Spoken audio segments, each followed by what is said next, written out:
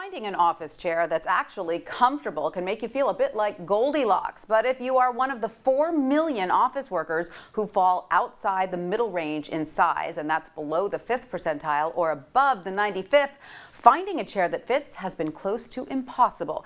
Here to tell us how this is changing is WSJ columnist Sue Shellenbarger and Tim Springer, president of Hero Inc., an ergonomics research and consulting company. Sue, let me start with you. What problems do workers face from spending countless hours in chairs that don't fit them? There are some major pain points. Upper back and neck tend to become strained and stiff. The lower back can sustain injury if it's bowed back or not supported. We see carpal tunnel from inappropriate angles of the arms and wrists, and poor circulation in the legs and feet can result as well.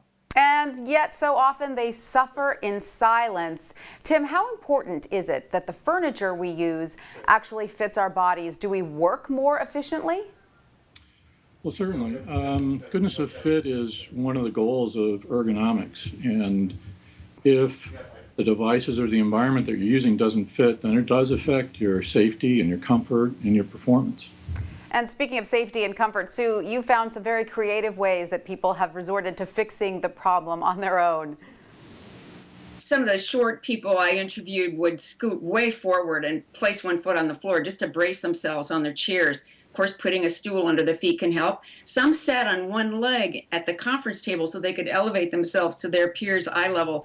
And for the tall folks, one gentleman put 2 empty copy paper boxes on the top of his desk and used that as a standing desk for his laptop.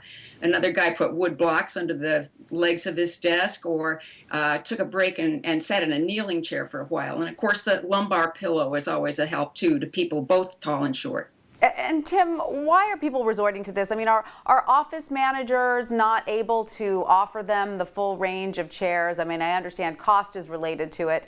Is that changing? Well, there are a variety of factors for this happening, but yes, most of the major manufacturers have a pretty wide range of cost points and a variety of different kinds of chairs that have different features.